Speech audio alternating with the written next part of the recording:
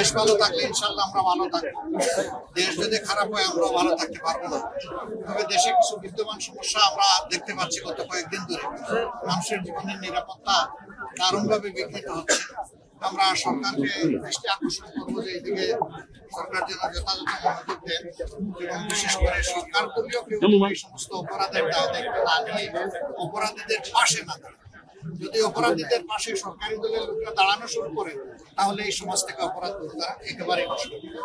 তারা যদি সদিচ্ছার পরিচয় দিতে পারে সমাজটা ভালো হবে, আমরা এটা আশা করতে পারি। আমরা দেখতে চাই যে সমাজ ভালো হবে। আমরা এই ব্যাপারে এখনো দলীয় ফোরামে সেরকম কোনো বড় বিষয়ের আলোচনা করি নাই। আমরা সবগুলা বিষয়ে আলাপ আলোচনা করি দেশের জন্য কল্যাণ সেই সিদ্ধান্ত। অবস্থা ভালো নেই এবং এর জন্য ইতিমধ্যে সরকার দলের কিছু গুরুত্বপূর্ণ দায়িত্বশীল ব্যক্তি এমনকি মন্ত্রী পর্যায়ে থেকে এমন কিছু কাঁচা কথাবার্তা বলেছেন যেটা সমাজকে অস্থির করে তুলছে এবং অপরাধকে উস্কে দিচ্ছে। এই সমস্ত দায়িত্ব জ্ঞানহীন কাণ্ড কারখানা চলতে থাকলে এই দেশ ভালোর দিকে যাবে কি? দায়িত্ব মূলত সরকারকেই নিতে হবে। আমাদের অবস্থান হচ্ছে যে